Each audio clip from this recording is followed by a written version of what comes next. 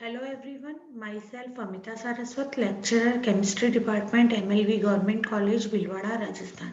Today my topic for BSc first year in Organic Chemistry, and in this we will read about P block elements. पिछले topic में हमने borane P block elements में boron की बात करी थी। अब हम बात करेंगे कार्बन की। पी ब्लॉक में जो कार्बन है वो एक बहुत महत्वपूर्ण यौगिक है, महत्वपूर्ण तत्व है। कार्बन के यौगिकों की जो संख्या है 50 लाख से भी ज्यादा होती है, लेकिन उनमें से मेनली कार्बनिक यौगिक होते हैं, जैसे कि संतृप्त हाइड्रोकार्बन, असंतृप्त hydrocarbon, alcohol, ether, aldehyde, ester, carboxylic अम्ल। जो कार्बन है उसके अकार्बनिक यौगिकों की संख्या अपेक्षाकृत कम होती है। प्रकृति में कार्बन मुख्य रूप से कार्बन डाइऑक्साइड, कार्बोनेट और बाइकार्बोनेट के रूप में पाया जाता है। अब हम इसमें जो अब सबसे है कार्बन के अपर रूप की चर्चा करते हैं, और कार्बन का जो नॉर्मल अपर रूप है वो है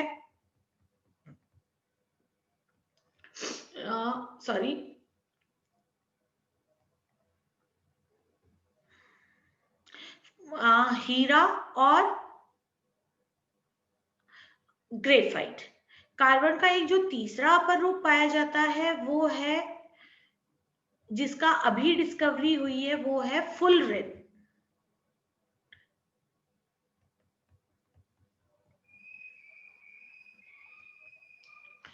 हीरा और ग्रेफाइट जो होते हैं वो कार्बन के चिर परिचित मतलब बहुत कॉमनली नोन क्रिस्टलीय अपर रूप है।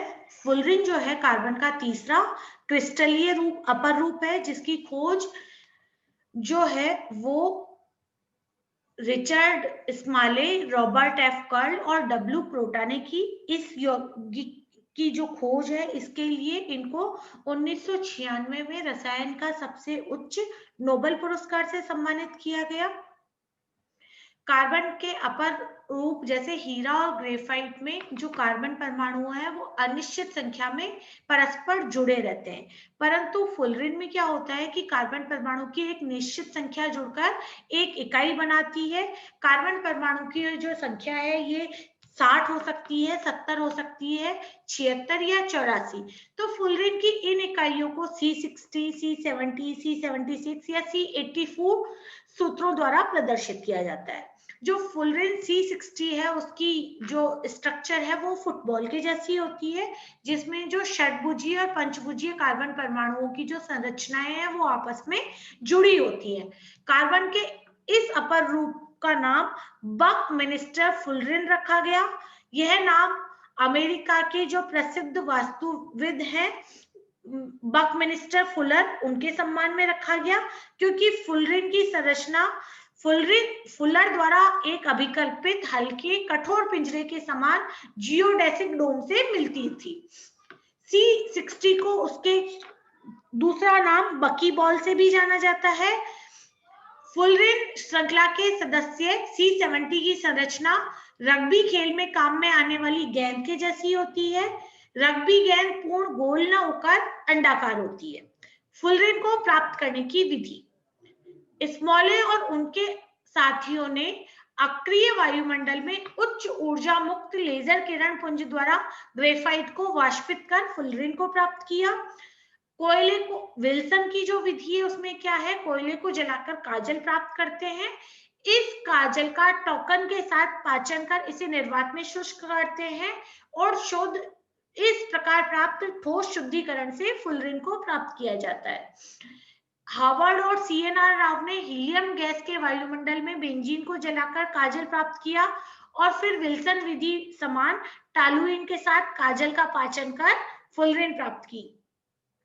क्रेस्टर विधि, इस विधि में आर्गन के अक्रिय वायुमंडल में ग्रेफाइट का इलेक्ट्रॉनों के मध्य विद्युत आर्क मतलब स्पार्किंग करके काजल प्राप्त किया जाता है। इस काजल को क्रिनोलिन विलायक द्वारा फुलरिन को पृथक किया जाता है। जो ये सारी रिएक्शंस आपको बताई, स्मॉले, विल्सन, हार्वर्ड, क्रेस्टर, ये सब विधियों में मिक्सचर ऑफ फुलरिन प्राप्त होता है। इनको अलग करने के लिए क्रोमेटोग्राफी का उपयोग किया जाता है। इसमें क्या होता है कि एल्यूमिना जो होता है उसका अधिशोषक के रूप में लिया जा सकता है। C60 के लिए हेक्सेन टोलुइन मिक्सचर का निक्षालक के रूप में प्रयोग करते हैं, और अगर C70 फुलरिन प्राप्त करना है तो हेक्सेन टोलुइन का जो मिश्रण है वो 3:1 के रेशियो में लेते हैं। फुलरिन के गुण, फुलरिन उच्च इलेक्ट्रॉन बंधुता वाले पदार्थ होते हैं, क्षार धातुओं के साथ में योगात्मक उत्पाद बनाते हैं जो कि धात्विक चालकता प्रदर्शित करते हैं। K3C60, Rb3C60 ये 18 केल्विन या 30 केल्विन ताप पर सुपर कंडक्टर अति चालक होते हैं। फुलरिन जो है वो पर्याप्त रूप से स्थायी होते हैं, ये वायु और विलयनों में स्थायी बने रहते हैं और बिना अपघटन के वाष्प में परिवर्तित किए जा सकते हैं। पिंजरे के समान संरचना होने के कारण फुलरिन अणु में किसी भी तत्व का समावेश हो जाता है। इन्हें अंतफलकीय फुलरिन प्राप्त होते हैं, जैसे निकल C60, नाइट्रोजन का परमाणु अंतफलकीय फुलरिन में प्राप्त किया जाता है, जो कि अन्य विधियों द्वारा प्राप्त करना मुश्किल होता है। विकिरण तकनीक के उपयोग द्वारा फुलरिन का बहुलकीकरण, मतलब इसका पॉलीमराइजेशन पॉसिबल है। बहुलक फुलरिन विशिष्ट चालकता और प्रकाशिक गुणों वाले होते हैं। फ्लोरीन के संपर्क में C60 F60 यौगिक बनाते हैं। इसी प्रकार क्लोरीन और ब्रोमीन के साथ में भी होती है, लेकिन जो ब्रोमीन और जो क्लोरीन है वो बड़े अणु होते हैं, इसीलिए जैसे जो यहाँ पर फ्लोरीन के 60 अणु जुड़ जाते हैं, वहां पर C60Cl14 या C60Br2 या C60Br4 प्रकार के यौगिक प्राप्त होते हैं। टेट्राब्यूटिल क्लोराइड की उपस्थिति में फ्लोरीन का द्रव अमोनिया में लिथियम के अपचयन के द्वारा अपचयन हो जाता है।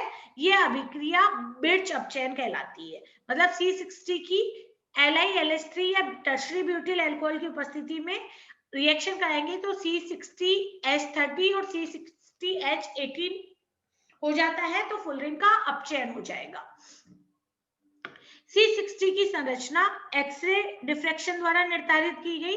इसकी संरचना फुटबॉल के समान होती है, जिसमें षटभुजीय और पंचभुजीय टुकड़े आपस में जुड़े होते हैं। इस प्रकार फुलरिन में कार्बन परमाणुओं से निर्मित पंचभुजीय और षटभुजीय वलय उपस्थित होते हैं।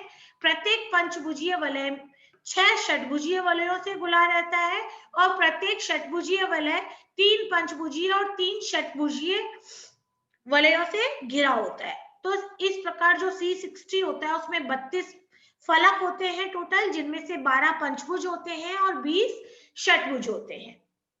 देखिएगा, षटभुज मतलब 6 अणु गिरे होंगे, इसमें 1.43 एंगस्ट्रॉम होगा, जबकि एक पंचभुज में 1.40 एंगस्ट्रॉम लंबाई के बंध पाए जाते हैं। फुलरिन की संरचना में पंचभुज की सभी भुजाओं की लंबाई 1.43 एंगस्ट्रॉम होती है, जबकि षटभुज में यह लंबाई 1.40 एंगस्ट्रॉम होती है। Thank you.